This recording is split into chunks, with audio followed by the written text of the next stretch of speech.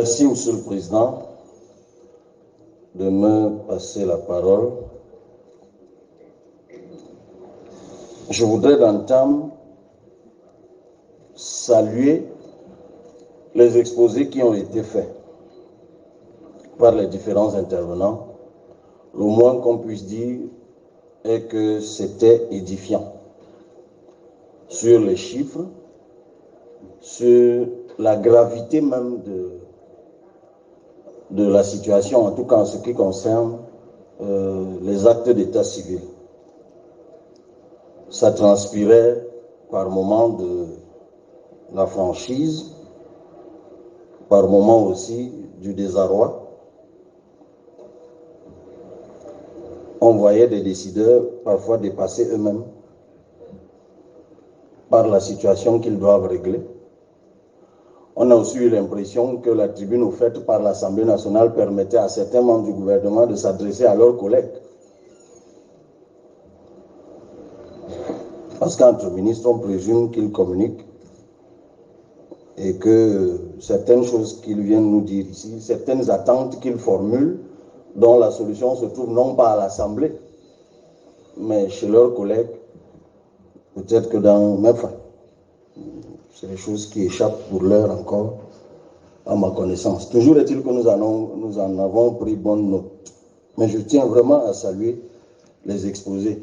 C'est un sujet, je crois, qui nous situe tous au-dessus des cloisons politiques parce qu'il s'agit, mon collègue qui vient de me précéder ici l'a dit, il s'agit de nos enfants, il s'agit de la nationalité, il s'agit du Cameroun, il s'agit même de l'essor économique.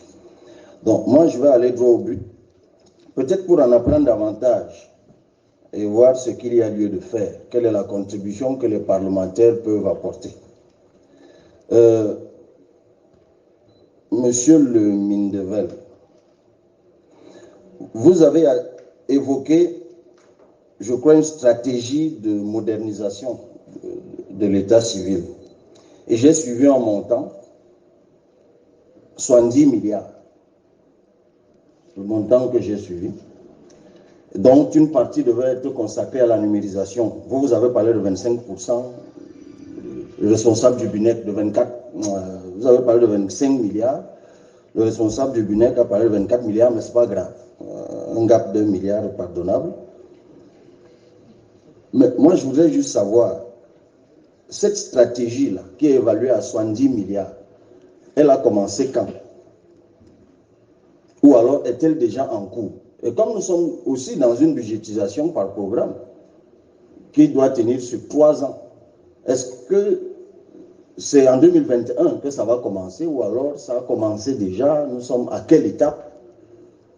Parce qu'il me semble quand même que face aux députés, sur une question aussi cruciale, 70 milliards, ce n'est pas la mer à boire. Et nous sommes en session budgétaire. Je ne suis pas sûr que ce soit la mer à boire. Et que s'il faut vraiment dégager 70 milliards, et que c'est vraiment ce qu'il faut pour que nous sortions définitivement du maquis de l'état civil au Cameroun, vraiment c'est maintenant qu'il faut le faire. Donc, moi je tiens vraiment à savoir, monsieur le ministre, on en est où? On est à combien dans la cagnotte? Il manque combien? Il faut combien? Si ça a commencé, on a déjà dépensé combien? Pourquoi? Pour quel résultat? C'est important. Alors, la question des officiers d'état civil, quelqu'un a évoqué leur précarité, je crois que c'était le responsable du BUNEC, leur pauvreté, on sait tout le trafic qu'il y a avec les actes, les souches et tout ce qu'on veut. Monsieur le Mindevel, combien y a-t-il d'officiers d'état civil au Cameroun? Combien en faut-il véritablement pour que tous les Camerounais soient desservis ou servis? Parce que c'est une question de service public. Pour les sortir de la précarité, les équipes, technologiquement même si c'est nécessaire, il faut combien? Est-ce que c'est dans les 70 milliards? Vous avez parlé de l'opération de délivrance massive des actes d'état civil qui doit donc commencer en 2021. Monsieur le Mindevel, ça va commencer quand? Ça va aller de quand à quand? Le rayon, c'est quoi? Les modalités de déploiement, c'est quoi? Le coût même, c'est quoi? Ou bien c'est dans les 70 milliards? Ou bien il en faut encore? Vous voyez que quand on parle d'état civil, on a beaucoup compté. Moi, je m'intéresse combien? On met combien? Et puis, pour le Mindevel, peut-être dernière question, qu'est-ce qui empêche l'institutionnalisation au Cameroun ou la mise en pratique ou la mise en œuvre du numéro d'identification unique que vous-même vous avez évoqué? Comme on le voit, on est admiratif de tout ce qu'on voit ailleurs, Sécurité Social Number aux États-Unis, le numéro de ceci en France. Vous allez dans un supermarché, vous achetez un bic, on tape le numéro, on voit toute votre vie. Est-ce que c'est si difficile de faire ça? Ou alors c'est inclus dans les 70 milliards? Monsieur le ministre de la Justice, monsieur le ministre délégué, quand est-ce qu'on aura dans tous les... Un collègue l'a évoqué tout à l'heure, quand est-ce que nous aurons au Cameroun des tribunaux dans tous les chefs-lieux d'arrondissement, comme c'est prévu, je crois, dans la loi de 2006? Ça coûte de l'argent, on est d'accord. Mais il faut combien? Vous en êtes où? Il manque combien? Nous, les députés, on doit faire quoi? Pour qu'enfin, il y ait des tribunaux, parce que ça commence par là. Quand on aura des tribunaux dans tous ces arrondissements, les audiences foraines seront aussi beaucoup plus proches. Bon, en attendant donc, quand vous nous aurez donné les chiffres, pendant qu'on parle d'audience foraine, d'abord, est-ce que vous êtes concerné par l'opération de délivrance massive? Ou bien vous fonctionnez en marge de ça? Si oui, tant mieux.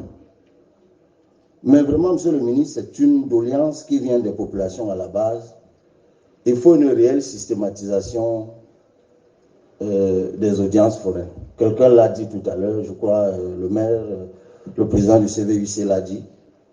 Il faut une vraie systématisation. Et pour finir avec monsieur le ministre délégué à la justice, vous avez exprimé vous-même ici le dépit de la pleurie, je ne sais plus. Enfin, je suis d'accord avec vous que nous sommes dans un pays où on peut naître, on meurt, on renaît, on remeurt, puisque si vous pouvez avoir 3 actes de naissance, c'est que vous êtes né de nouveau. Et si vous pouvez mourir et on vous voit dans la rue, c'est que vous êtes rené. Mais sauf que c'est une infraction pénale, monsieur le ministre délégué. Non. Et c'est puni, je crois, à partir des articles 144, ainsi de suite, du code pénal. Quand c'est alors vous qui, devant les députés, dites que vous-même, vous ne savez pas comment les gens font pour naître de nouveau, mourir de nouveau, ainsi de suite. Comment nous, on va donc faire? Si vous êtes dépassé par la situation, en d'autres termes, je vous charrie un peu, qu'est-ce qui est fait pour combattre cela avec sévérité? Ne faut-il pas? On sait tous qu'il y a plein de gens aujourd'hui qui ne peuvent pas avoir de carte nationale d'identité parce qu'ils ont une double identité. On le vit tous les jours au niveau de la police. En toute honnêteté, monsieur le ministre, ne faut-il pas envisager qu'un jour, on dise aux gens de choisir une date de naissance? En toute honnêteté, on dit, ok, vous tous qui êtes nés 2 fois, 3 fois, choisissez une dernière date de naissance, on considère que c'est la bonne, et on vous donne jusqu'au 31 décembre 2021. Passez cette date, vous avez encore 2 actes, vous allez en prison. Ne faut-il pas aller vers là, monsieur le ministre? Et toute dernière question, et celle-là, c'est peut-être même une suggestion. J'ai lu l'article 22 de l'ordonnance de 81 sur la reconstitution d'actes. C'est un problème très important, monsieur le ministre, qui parle des cas de reconstitution, la perte et la destruction des registres, la déclaration hors délai. Voilà les cas à l'alinéa 2 de cet article. Sauf qu'au Cameroun, quand vous avez perdu l'original de votre acte, vous ne savez à quel sang vous vouez. En fait, il n'y a pas de base légale au Cameroun pour la procédure de reconstitution de l'original de l'acte. Parce que cet article 22 parle de la perte et de la destruction des registres. Je crois d'ailleurs avoir suivi à l'époque, ce débat avait existé au moment de la loi de 2011 qui révisait cette ordonnance-ci. N'est-il pas temps, monsieur le ministre, peut-être j'ai mal lu, Mais je crois que le problème se pose sur le terrain. On est confronté à ça tout le temps, notamment en période électorale. Et vous savez très bien de quoi je parle. Donc, n'est-il peut-être pas temps de régler ce problème définitivement, Monsieur le ministre? Et pour finir, Monsieur le ministre de la Santé, je salue l'idée du One Step que vous avez évoqué tout à l'heure. Moi, personnellement, je suis totalement d'accord. Mais, et le collègue Doc Collins vient de le dire, la vraie question est celle de la superposition des coûts que vous avez évoqué tout à l'heure. Moi, personnellement, je suis totalement d'accord. Mais, et le collègue Doc Collins vient de le dire, la vraie question est celle de la superposition des coûts.